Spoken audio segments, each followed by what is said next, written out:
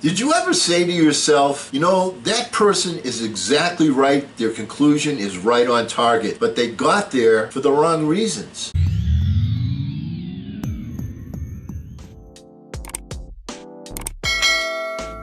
Hello again, everyone. I'm Eli's dad with Project Eli, where we educate and lead and inspire.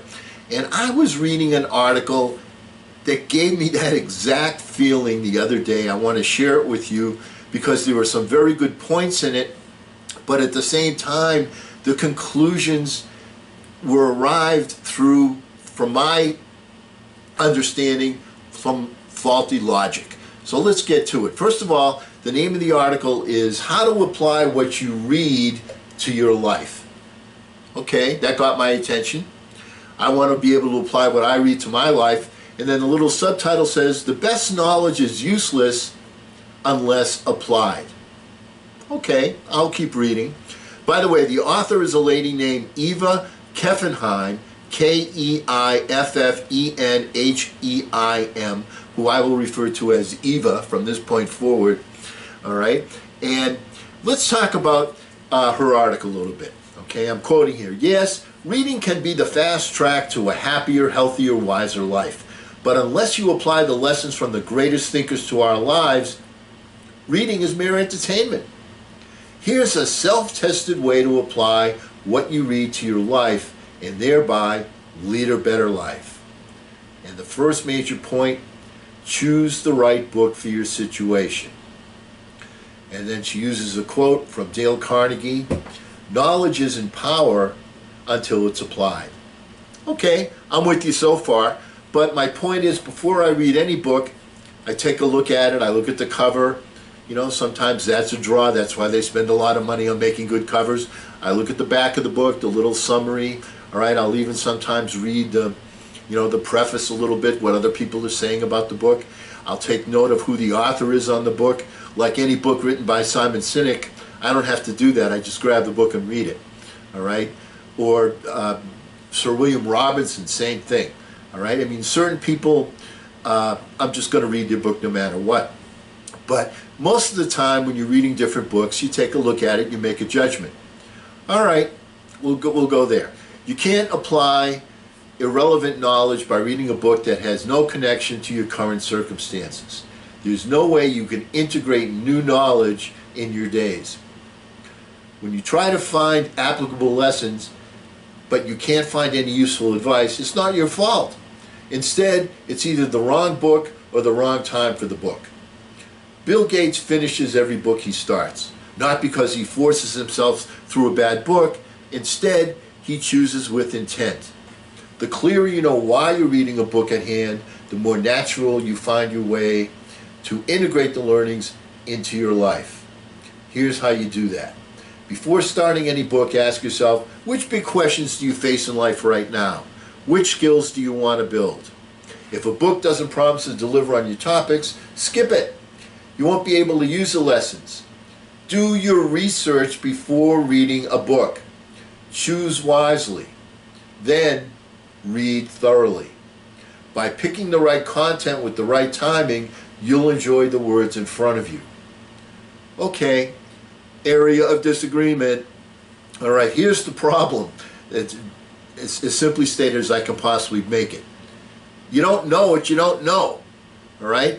There's an expression called, you can't judge a book by its cover. There's a reason why that expression is wisdom. All right? You can't judge a book by its cover. You don't know what's in the book. That's number one. Secondly, you know, obviously before you pick up a book, you go to buy it or you go to the library to read it or however you're doing, you're making a judgment, is this a book that I want to read? So to me, that's kind of redundant. I mean, you do that anyway. You make a choice, you know, if you're going to read the book anyway. But here's my point. What Eva is saying is only read books that can help you to advance on your particular cause. Strongly disagree. People that I've known that are, you know, great leaders, people that were my mentors, you know, I even kind of doubt what she says here about Bill Gates, that he researches every book before he reads it and reads it to the end. Here's the point. When you're reading a book, the idea is to get new ideas, new concepts, new paradigms. That is how you advance. That's how you become more creative. If you're reading, if you want to do something with car repair, then you read a book on car repair. Reading some fiction, isn't going to help you with your car repair. Okay, I understand that, but you made that judgment when you bought the book. Here's my point. When you're reading all these different books, you are filling your head with new information, with new knowledge, and you may not be using that knowledge right here, right now, today. That's okay. Why? Because it gets stored in your subconscious mind. And the more information you have, the more angles through which you can view a problem, a challenge, that gives you a major advantage. Here's the why and because. When you are facing a roadblock, when you're looking to solve an issue, a problem, a challenge, and you come to a roadblock, one of the things that you want to do is you want to see the final outcome as you desire it to be. And what you want to do is allow that vibe to go to the infinite mind so that the infinite mind can partner with you when you've singled out that thought, when you've singled out that vision, to help you go from where you are through where you're stuck to the end result that you want to achieve. Okay, the infinite mind, the subconscious mind, can only regurgitate to you things that are stored in your mind. So if you're only reading books that concur with what it is you're trying to overcome, you're not giving yourself new paradigms, you're not giving yourself new angles, and you're stuck in the mindset that you currently have. Creative people allow themselves to think out of the box, and the way they think out of the box is by incorporating different input on different subjects and relating it to the challenge that they are currently facing. I can't tell you how many times Bob Anderson or Mort Mutnick or Jeff Waspy would come up to me and say, I just read this book. It's got nothing to do with business, but I want you to read this book. It's got some really cool ideas in it that will help you think on a more forward-going basis. Just because something doesn't relate to exactly the area that you are an expert in or that you are focused on doesn't mean that you don't want to put that into your mind, because you want to be able to see things from different angles and you want to have different information. That is what allows people to become creative. It's very short-sighted, in my very humble opinion, to only read stuff that you can say, all right, I'm going to read this and right now I'll be able to take that and make use of it. You need to have something in the storage locker. All right, another point that Eva makes is create action items. Strongly agree with that. When you come across a new item that you read or you went to a seminar or you heard somebody say, what you want to do is take action on it right away. When you get an aha moment, you want to take action, some action on it right away. The examples that she gives is, if you're reading the right book, beware of procrastination. Instead, apply a book's wisdom while you read. Stop at the page and integrate useful lessons in your life. And she points out that she was able to benefit from a book called High Performance Habits, which I happen to have read, by Brendon Burchard. For example, we learn about the power of morning affirmations. I stopped during the chapter and recorded my own affirmations. What makes that successful is not the fact that she did it right then and there, is the fact that she did it, and that you're taking your mind and you're putting it in a certain place with something that you hadn't thought of before. Obviously, if she thought of that before, she would have been doing the affirmations right from the get-go.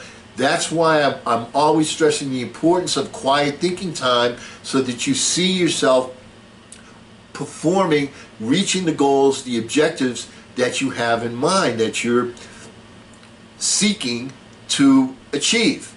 So what does that do? That's an affirmation. It's the same thing, just a different process of doing it.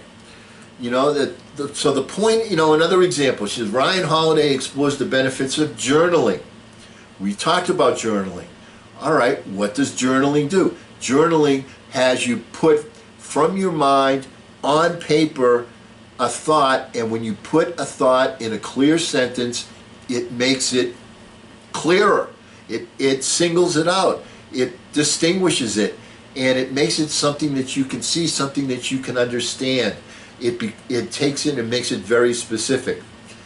All right, so these are not things, you know, it says, well, if you just read the books, you know, you've got to get new concepts, new angles, and the point is, you want to take a step forward when you have that aha moment, when you see something that you want to bring into your life.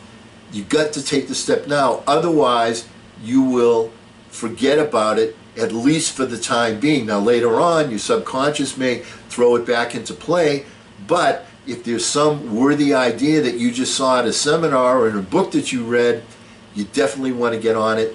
Take a small step immediately.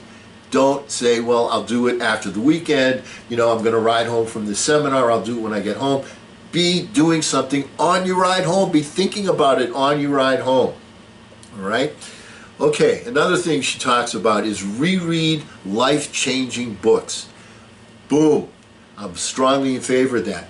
It's just Think and Grow Rich, I've read, I don't know, 10, 15, 20 times. Why is it important to do that? You say, well, I've already read that book. It's not like going to the movies and watching The Shawshank Redemption. All right? You know how that's going to end. The point is, in your life, you're making continual advances.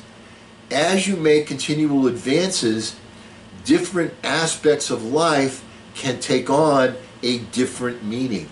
Your understanding can be more complete as you evolve in this game that we call life. So rereading worthy books, Think and Grow Rich would be one, How to Influence People, the Dale Carnegie books, another one. I mean, there are several books like that that you want to reread every once in a while, kind of like a checklist to say, okay, am I doing that? Am I understanding that?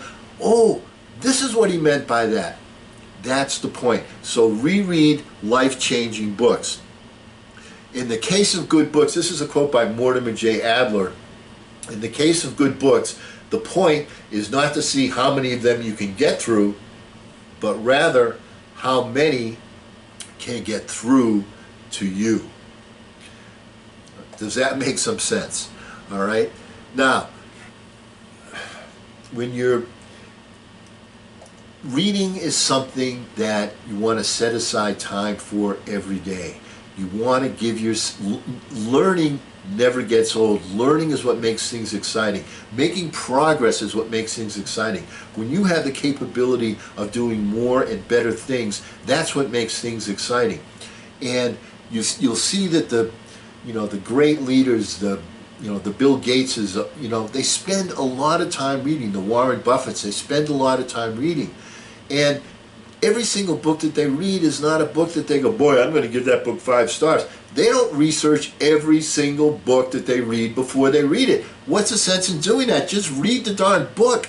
And when you get to it, take out the things that are important and understand that just because they're not important now, they may be important in the future, because that knowledge is going into your subconscious, and the more you have stored in your subconscious, the more creative you can be in difficult times when you're trying to overcome a challenge, when you call upon your subconscious, the infinite mind, the infinite partner, to give you some help.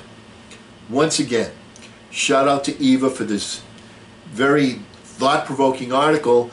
And one of the things, when somebody is a writer, I have a friend, I do some writing myself, but a friend that's a writer on a regular basis, the thing that you want to do is you want to encourage thought, encourage conversation. Eva's certainly done that with this piece that she has written. And because we will never end a meeting on a philosophical note, keep reading, keep learning, get out there and take charge. I'm Eli's dad.